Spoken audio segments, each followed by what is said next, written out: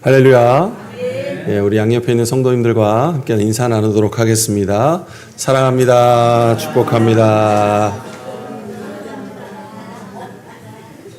감사합니다. 이미 연휴가 시작되어서 이 고향으로 향하는 발길들이 많아진 것 같습니다. 보이셔야 될 분들이 안 보이시고 네네. 그래도 평안한 이런 연휴 가운데 고향 잘 방문하시고 오셨기를 기도하도록 하겠습니다. 여행이라는 단어를 우리가 들으면 사람들은 가장 먼저 설레임이라는 것을 떠올리게 될 것입니다. 아름다운 풍경과 맛집, 음식들, 또한 새로운 만남이 기다리고 있기 때문이지요. 그러나 막상 여행을 떠나보면 그 길은 생각보다 쉽지 않다라는 것을 느낍니다. 때로는 길을 잃기도 하고 예상치 못한 사고의 위험을 만나기도 합니다. 제가 해외에 나갈 때 처음으로 경유하는 비행기를 탔었습니다. 카타르 도하에서 비행기를 갈아타야 되는데 비행기에서 내려 활주로를 달리는 버스를 타고 가면서 도하에 입국할 사람들은 한 곳에서 내리고 바로 갈아타시는 분들은 어느 곳에서 내리고 대기하고 있다가 또 다른 비행기 타시는 분들은 또 어디서 내려야 하는 이런 곳이 있었는데 아무리 방송을 들어도 아는 단어 몇 개만 들리고 어떻게 해야 될지 모르겠는 겁니다. 그래서 사람들을 쳐다보니까 방송은 귀를 기울이지 아니하고 계속 비행기 피켓만 쳐다보고 있길래 저도 한번 그 티켓을 바라봤더니 색깔별로 티켓의 색깔이 이렇게 지정되어 있어서 그 색깔 있는 데서 내리면 되더라고요. 그래서 잘 당황하지 아니하고 그 복잡한 구역을 잘 내려서 비행기를 갈아타고 도착지로 가게 됐던 이런 경험이 있습니다. 이렇듯 낯선 일을 경험한다라는 것은 두려운 일이라는 것이죠. 당황을 하게 되기도 하고 어려움을 당하기도 합니다. 아마 여러분도 비슷한 경험이 있으실 겁니다. 예를 들면 등산을 하다가 길을 잃을 때도 있었을 것이고 운전을 하다가 갑자기 통신장애로 내비게이션이 끊어질 때도 있습니다.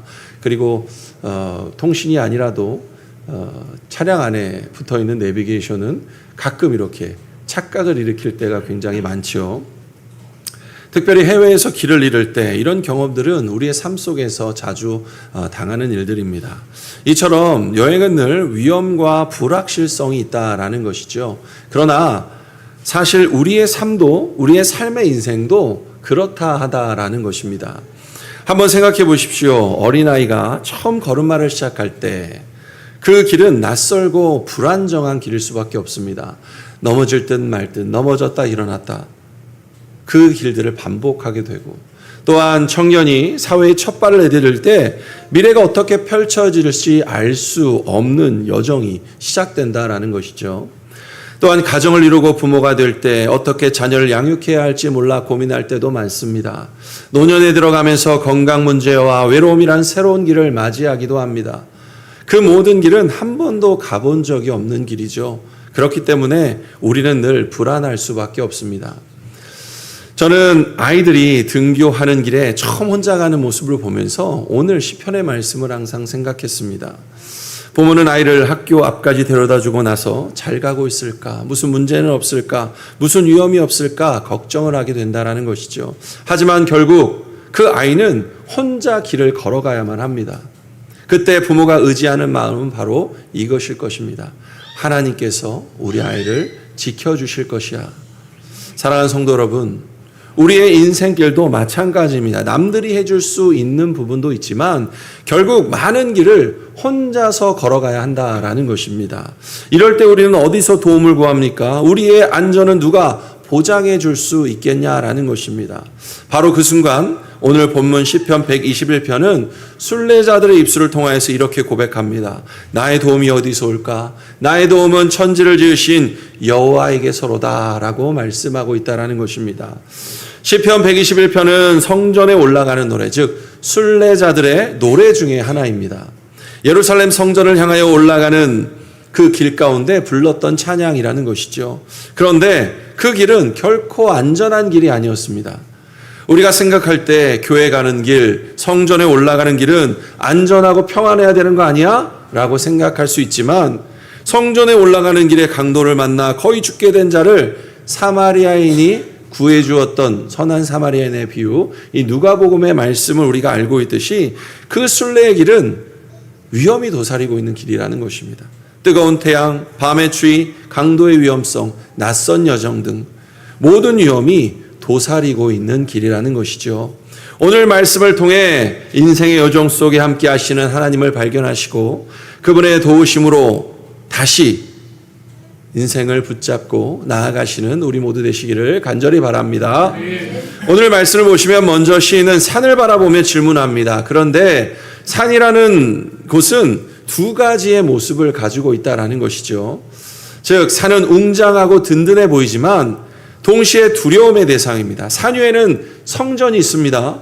성전은 하나님의 임재를 상징하기 때문에 거기서 어떤 도움을 얻을 수 있을까라는 기대감을 주기도 하지만 그러나 산은 동시에 위험하기도 합니다. 조금 전에 말씀드렸던 것처럼 산에는 강도들이 숨어 있고 이방신을 섬기는 산당들이 있었으며 갑작스러운 자연재해 때문에 위험을 당할 수 있는 공간이라는 것이죠.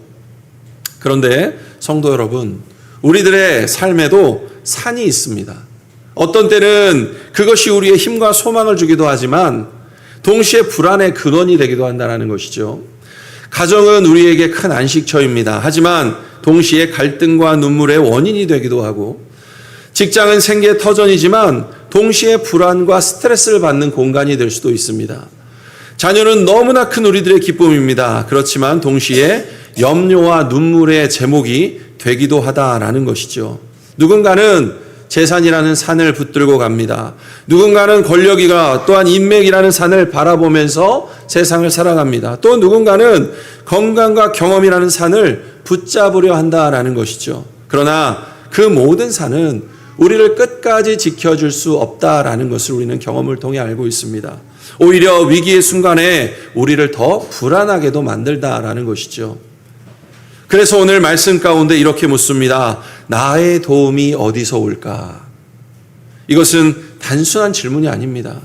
신앙의 본질을 꿰뚫는 질문입니다. 인생의 여정에서 내가 정말 의지할 분이 누구인가? 내 인생의 안전을 보장해 줄 분은 누구인가? 라는 본질의 질문이라는 것입니다. 그래서 2절 말씀에 시인이 이렇게 고백하지요. 나의 도움은 천지를 지으신 여호와에게서로다 라고 말씀하고 있습니다. 이 고백이 우리에게 얼마나 큰 힘이 되겠습니까? 산보다 크신 분이 또한 창조주 하나님이 우리를 지키신다. 그에게 시선을 둔다.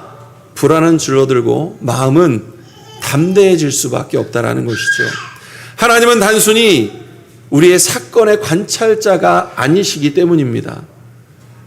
우주의 질서와 인간 역사를 주관하시는 전능자 하나님. 따라서 우리의 삶의 불안과 위험도 우연이 아닌 하나님의 섭리 안에서 다루어지고 있다라는 것을 우리는 믿어야 될 줄 믿습니다. 이 신학적 이해는 우리의 마음 깊이 평안을 허락해 준다라는 것입니다. 인간의 힘으로 어쩔 수 없는 상황 가운데서도 우리의 계획에 예측을 넘어서는 일들이 우리에게 발생하냐 할지라도 창조자 하나님께서는 이미 우리의 여정을 주관하시며 필요한 도움을 준비하시고 계시다는 확신이라는 것입니다. 사랑하는 성도 여러분, 불안한 인생의 여정과 위험 속에서 우리의 눈과 마음을 어디에 두시겠습니까? 창조주 하나님께 시선을 돌릴 때 우리의 불안은 신뢰와 담대로 바뀌고 여정의 걸음은 안전한 걸음으로 바뀌어질 수 있음을 믿으시길 바랍니다. 자, 그런데 오늘 말씀은 2절에서 말씀이 끝나지 않지요. 단순히 하나님의 도우심이 되신 하나님 우리의 도우심이 되신다라는 사실을 고백하는 데서 끝나지 않는다라는 것입니다. 그 도움의 성격이 무엇인지를 더 깊이 노래하고 있는 것을 보게 되는데 그 노래는 어떤 노래였습니까? 하나님은 잠들지 아니하시는 보호자, 깨어 계신 하나님이시다라는 것입니다. 여호와께서 너를 실족하지 아니하게 하시며 너를 지키시는 이가 졸지도 아니하시리로다. 이스라엘을 지키시는 이는 졸지도 아니하시고 주무시지도 아니하시리로다 라고 말씀합니다. 오늘 말씀에서 가장 반복되는 단어가 있는데 그것은 바로 지키다라는 말씀입니다. 샤마르라는 말씀인데 3절부터 8절까지 무려 6번이나 반복하여 지키다라고 말씀하고 계시다라는 것이죠. 하나님은 이스라엘 지키시는 분이라는 것을 반복적으로 또 반복적으로 계속해서 강조하고 계신다라는 것입니다. 하나님은 단순히 한 번 도와주고 떠나가시는 분이 아닙니다. 오늘 지켜주셨다고 내일 모른 척 하시는 분이 아니라는 것이죠. 이번 주에 내가 너 지켜줬으니까 다음 주에는 네 스스로 좀 한번 살아봐 라고 말씀하시는 분이 아니라는 것입니다. 하나님은 언제나 어디서나 우리를 지켜주시는 하나님이십니다. 그렇다면 우리를 어떻게 지켜주신다고 말씀하십니까? 3절 말씀에 하나님은 우리의 발이 흔들리지 아니하도록 하십니다. 실족하지 아니하게 하신다라고 말씀해 주고 있습니다. 이스라엘 순례자들이 예루살렘에 올라가는 길은 험했습니다. 우리가 산을 오르내릴 때 보면 참 조심해야 하죠. 한눈을 잠깐 팔았다 한다 하면 금방 실족하여 넘어지고 또한 실족사라는 것을 당하는 일들도 많이 보게 되죠. 돌길에 발이 헛디뎌 넘어질 수 있습니다. 발이 겹질려질 수 있습니다. 그런 일들로 목숨을 잃을 경우도 있다라는 것이죠. 그러나 하나님은 우리의 발을 붙들어 주십니다. 인생의 걸음이 흔들릴 때 하나님은 우리를 넘어지지 아니하게 붙들어 주신다라는 것입니다. 때로는 우리가 너무 힘들어 지쳐 있으면 걷다가 실족할까 봐 신명기 1장 31절 말씀처럼 광야에서도 너희가 당하였거니와 사람이 자기 아들을 안는 것 같이 너희 하나님 여호와께서 너희가 걸어온 길에서 너희를 안으사 이곳까지 이르게 하셨느니라 라고 말씀하셨던 것처럼 이렇게 안아주시고 인도하여 주시는 하나님이시라는 것을 믿으시길 바랍니다. 또한 하나님은 4절 말씀에 졸지도 주무시지도 아니하십니다.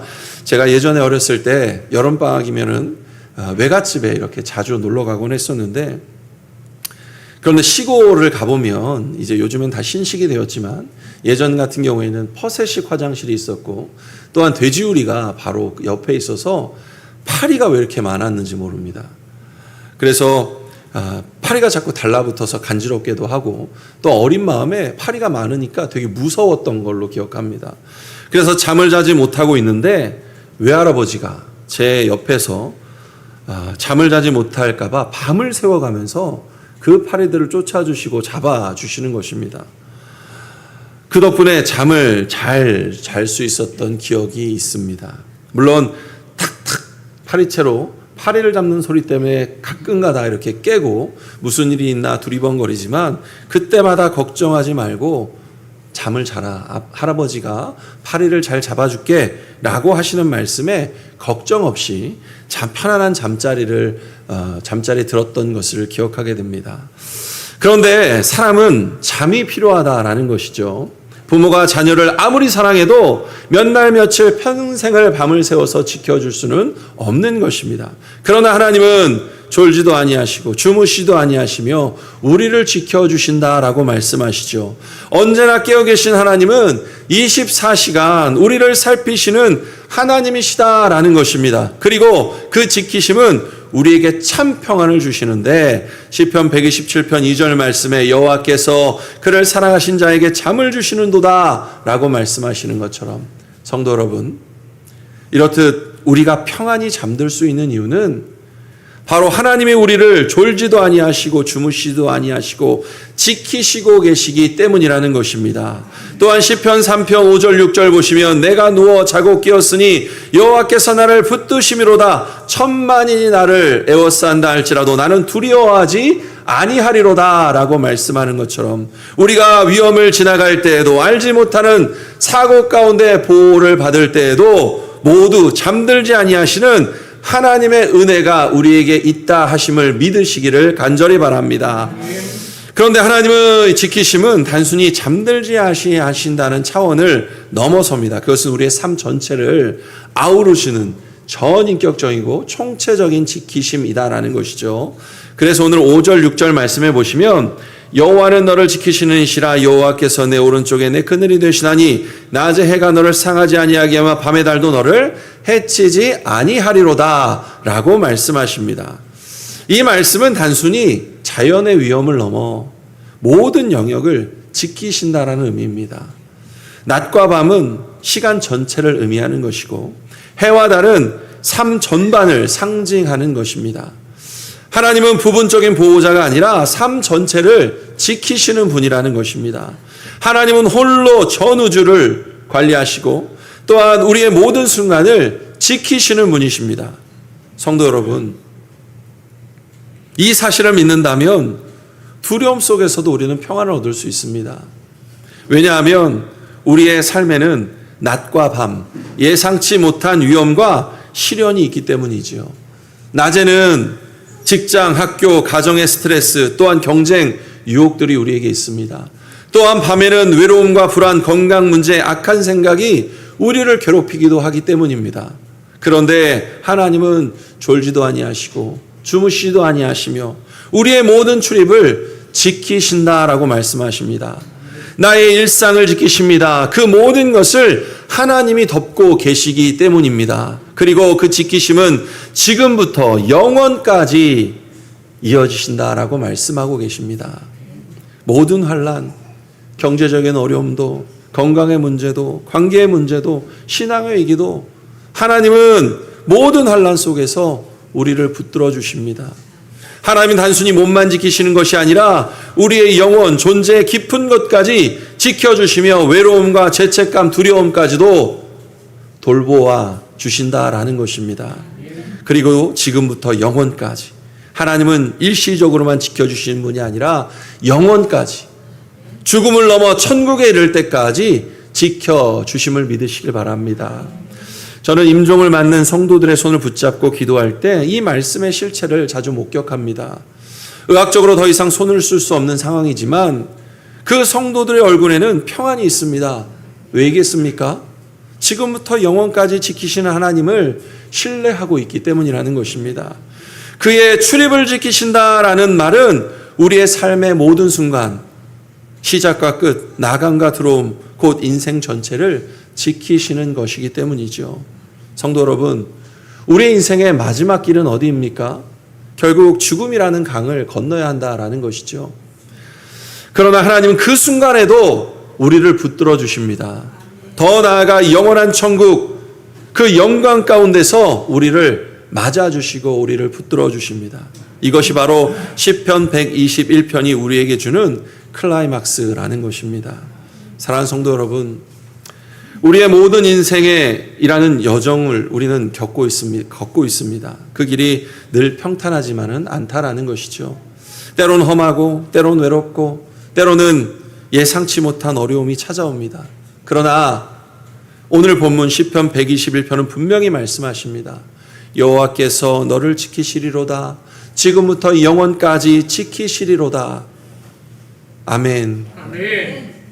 이번 추석은 많은 성도들이 고향으로 내려갈 것 같습니다. 장거리 운전, 귀성길, 교통체증 혹은 낯선 곳에 불편함과 더 나아가 피곤함이 예상됩니다. 우리는 자주 이런 걱정을 하고 두려워합니다. 잘 갈 수 있을까? 무사히 도착할 수 있을까? 가족과의 만남이 순조로울 수 있을까? 그때 시편 기자의 고백을 기억하시길 바랍니다. 하나님은 우리의 출입을 지금부터 영원까지 지키시는 분이다. 졸지도 주무시지도 아니하시며 우리의 발걸음을 단 한순간도 놓치지 아니하신다. 우리가 차 안에서 긴장하고 마음이 불안해도 하나님은 그 길을 이미 지켜주고 계신다. 또한 추석은 기쁨의 시간이지만 때로는 가족들과의 갈등, 불안의 자리, 기대에 못 미치는 상황으로 마음이 무거워질 수도 있습니다. 이때에도 시편 121편 7절 말씀을 기억하시길 바랍니다. 또 내 영혼을 지키시리로다. 하나님은 우리의 마음, 우리의 내면, 우리의 영혼을 지켜주십니다. 가족이 주는 상처도 긴장 속에서도 하나님은 우리의 영혼을 붙들어 주십니다. 이번 명절에도 하나님은 우리의 마음을 지키시며 상처받지 않도록 붙들어 주실 줄 믿습니다. 졸지도 아니하시고 주무시도 아니하시고 지금부터 영원까지 우리를 지키시는 하나님을 바라보시며 가족과의 만남과 모든 여정을 주님께 맡기시고 하나님 안에서 진정한 안식과 평안 그리고 소망을 경험하시는 복된 추석 명절 되시기를 주님의 이름으로 축복합니다. 네, 기도하겠습니다.